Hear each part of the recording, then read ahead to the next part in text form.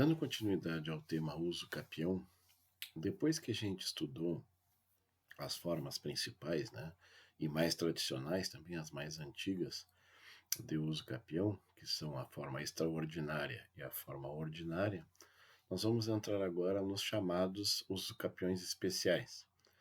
Eles, na verdade, além de mais modernos, eles pertencem ao mesmo gênero, né? Então eles têm todos o mesmo nome, uso capião especial. E é óbvio que eles têm particularidades, né? E a gente categoriza eles em 4 espécies. Então, o que que eu fiz? Eu primeiro vou fazer uma análise dos requisitos comuns, né? Então, porque tem muita coisa que é comum a todas as ações de uso capião especial. Então, nós vamos matar primeiro essas comuns para depois ver um por um, uma por uma das ações de uso capião. Então, inicialmente aqui, já que são requisitos comuns, vamos começar por aqueles bem comuns mesmo, que são aqueles que a gente viu, que são os requisitos comuns a todas as ações de uso capião. Ou seja, aos especiais, mas também ao ordinário e ao extraordinário. É uma forma de recapitular, né? Então, nós temos aqui as 4 espécies, né? 2 previstas na Constituição Federal, uma no Estatuto da Cidade e essa última, que é a mais recente, né, no Código Civil. Nós vamos ver aqui que eles apresentam os mesmos requisitos. Então, aqui nós temos possuir como sua, possua como seu. Né? Para quem lembra, esse aqui é o animus domini. Né? Não fala nada aqui nem aqui, não há prejuízo, mas ele está presente aqui também, né? Nesses dois, de forma bem clara, o animus domini. Esses aqui também exigem animus domini, só não está na lei aqui. Há os outros requisitos, que são gerais a todas as espécies de uso capião, é a posse ininterrupta, ininterrupto, ininterruptamente, e a posse mansa e pacífica, sem oposição e sem oposição, tá bem? Então, só uma recapitulação aqui, com eu destaquei aqui em vermelho, né? Frisei em vermelho, para que vocês relembrem, né? Na verdade, é só para relembrar. Bueno, agora sim, entrando nos requisitos que são comuns às ações de uso capião especial. E aí se destaca aqui, né, a primeira das ações de uso capião especial, o mesmo requisito em todos. Ó. Prestem atenção, aqui nós tínhamos, né, alguns têm, outros não têm, mas aqui sim, aqui esse requisito aqui, por isso que eu coloquei ele em primeiro, porque ele está presente bem claro e bem parecido em todos eles. Qual é o requisito? Que o autor da ação de uso capião não seja proprietário de outro imóvel urbano ou rural, não sendo proprietário de imóvel rural ou urbano, desde que os possuidores não sejam proprietários de outro imóvel urbano ou rural, desde que não seja proprietário de outro imóvel urbano ou rural. Um comentário só para tudo. Como é que eu faço para provar que eu não sou proprietário de outro imóvel? Na verdade, aqui o ônus da prova é invertido. Nós teríamos que, vamos dizer assim, colocar para o lado do proprietário o direito de contestar. Né? Mas a prova que é uma prova padrão, como é que eu faço? Então, eu sou o autor da ação de uso capião e eu tenho que provar que eu não sou o dono. A prova é relativa, né? E hoje se atende pelo nome de certidão negativa do registro de imóveis. Então eu vou lá no registro de imóveis e peço uma certidão negativa que diz que não há nenhum imóvel registrado no teu nome. Qual é a problemática dessa questão, dessa certidão negativa? É que ela não é para o Brasil inteiro. Né? Ainda não existe, que eu saiba, né, uma interligação entre todos os registros imobiliários do país. Está a caminho, futuramente isso vai acontecer, como acontece hoje nos carros, nos automóveis, que tem o Renavan, né? Todo mundo já ouviu falar. A Renavan é a sigla para Registro Nacional de Veículos Automotores. Todos os veículos automotores, motos, carros, caminhões, têm um código Renavan. E aí se permite saber, então, em nível nacional, tu vai lá e consulta o Renavan e tu acessa qualquer automóvel do país. Os imóveis ainda não. Não existe. Vai existir. Há um projeto nesse sentido. Os registros de imóveis já começam a se comunicar, há um conjunto de dados, né, entre eles. E o que eu ouvi falar é que isso vai acontecer quando ocorrer todas as propriedades rurais forem georreferenciadas. Então, hoje eles estão num processo ainda de georreferenciamento, né, que é por GPS. No momento em que isso acontecer, parece que eles têm condições, então, de unificar todos esses dados. Até lá não tem como. E de mais a mais, só para fazer um outro comentário, mesmo que tu tivesse, então vamos imaginar, existe um registro nacional de bens imóveis, né? Isso seria o Renabim, né? Vamos inventar. Mesmo que tivesse, o que pode acontecer? Tu pode ser dono de um imóvel sem estar registrado no teu nome, que é o caso, por exemplo, dos herdeiros. Né? Eles são donos de imóveis e não está registrado no nome deles, não vai aparecer nem no Renabim. Então, é por isso que eu enfatizo para vocês que esse requisito é muito mais para o autor, perdão, para o réu da ação se defender.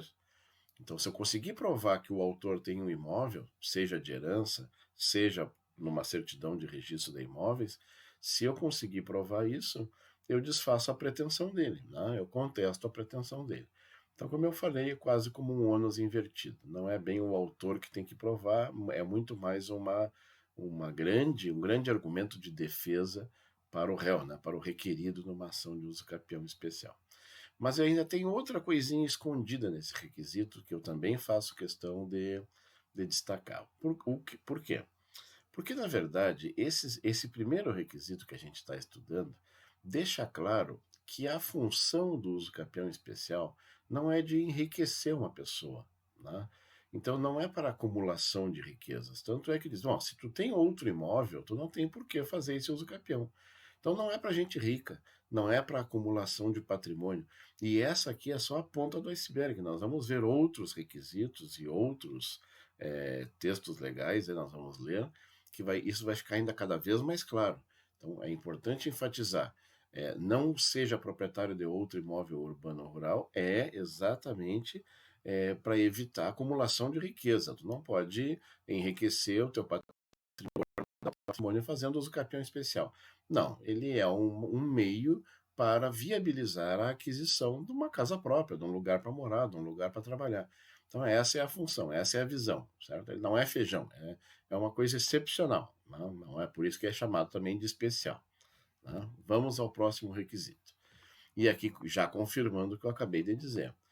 Aqui, ó, lá no 183 da Constituição, no 191 da Constituição e no 1240-A, fica claro que tu tem que entrar com a ação de uso capião de um imóvel que tu use para a tua moradia, tendo nela sua moradia, utilizando-la para a sua moradia.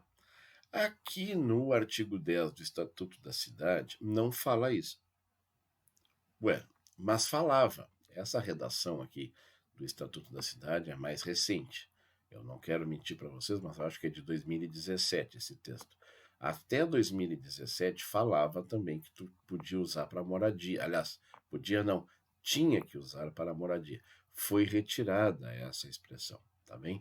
Isso pode fazer diferença. Como é muito recente e a jurisprudência ainda não firmou e a doutrina ainda não se animou a comentar esse assunto, eu vou só alarmar os gansos para vocês aqui. Ó, há uma falha aqui, né? Por quê? Porque isso aqui abre a porta para que tu faça um uso capião especial de um imóvel comercial, por exemplo. Tá? Então, esse é o perigo. Né? Então, nós temos aqui que é utilizando-a para moradia, tá bem? Mas aqui fica essa falha.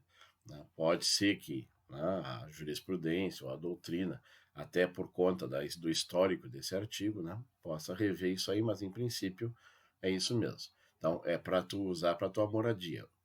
Reforçando o que eu acabei de dizer, no sentido de que a finalidade dessa uso capião é proporcionar um meio, para tu não ir para baixo da ponte, é proporcionar um meio, uma casa própria, um lugar para morar, para tu não ficar desabrigado. Essa é a intenção.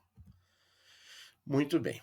O outro requisito comum a todas as ações de uso capião especial, e nós estamos só no mesmo quadro sempre, eu só estou mudando a parte que eu friso aqui, né? Aqui nós temos mais um, que é o limite da área. Todas elas têm uma limitação de área. Reforçando de novo, que me perdoe a chatice de ficar enfatizando, mas é importante destacar, quer dizer, não é para tu enriquecer, Não é para tu fazer uso capião de uma monstra área. Então, são áreas pequenas, certo? Segundo critérios objetivos que a lei colocou. Então, vamos lá. Nós temos aqui esse uso capião aqui, o segundo, que é um uso capião rural, que fala em hectares, certo? Então, diz que a área de terra na zona rural não pode ser superior a 50 hectares. Está aqui o critério, 50 hectares. Todos os outros são em terrenos urbanos. E como são em terrenos urbanos, qual é o limite? Qual é o top? Né? É área urbana de até 250 metros quadrados. Aqui também. A área total dividida pelo número de possuidores seja inferior a 250 metros quadrados. Quer dizer, até 250, inferior a 250, imóvel urbano de até 250. Aqui nunca vi as pessoas discutirem sobre isso, juristas, né, entrarem numa minudência assim. Então, não pode, dependendo da interpretação, né, não poderia nem ser de 250 metros, teria que ser abaixo de 250. Então, 250 não é inferior, seja inferior a 250, até 250. Ou aqui, não superior a 50 hectares. Aqui é diferente, não superior, quer dizer, pode ser igual a 50 hectares, não pode ser superior. Estou entrando num detalhe, é um pequenininho, né? Imagina o cara brigar por 1 metro, o cara brigar por 1 hectare, certo? Então, mas, de repente, isso pode ser um argumento. Está aqui, o critério é bem objetivo, tá? Os 250 metros quadrados urbanos é até, ou seja, dá a impressão que não pode ser igual, tem que ser inferior a 250. E a zona rural é 50 hectares, mas pode ser igual a 50 hectares, só não pode ser superior, então 51 hectares. Aí vamos lá também, um detalhezinho. Professor, 50,13 hectares. Né? Isso aí vai ter que ser decidido caso a caso. Tá? É a interpretação da legislação. Pois muito bem. E para finalizar os requisitos comuns às ações de uso capião especial, né, eu tenho aqui o prazo. Né? Dos três primeiros, o uso capião urbano, o rural e o coletivo, né, que são esses três primeiros aqui, eles são de 5 anos. Né, porque o tempo é quadrado, redondinho, quer dizer, perdão. 5 anos, 5 anos e 5 anos. Tá bem? Então, que é uma característica do uso capião especial. Desde que entrou em vigor esse aqui, repito, 2014, acho que foi 2015, não vou me lembrar bem agora, ele reduziu. Não é 5 anos, é 2 anos. Mas tem uma explicação. Aí eu fiz um destaque aqui. Qual é a explicação? Porque, na verdade, tu vai adquirir por esse usucapião aqui metade da propriedade. Então, olha só, é uma propriedade que tu divide com o ex-cônjuge ou o ex-companheiro, tá? Então, é uma propriedade que tu divida, quer dizer, metade é teu e metade do teu cônjuge, tá? E aí tu vai fazer um usucapião para adquirir o domínio integral, ou seja, tu que é dono da metade vai ser dono do todo.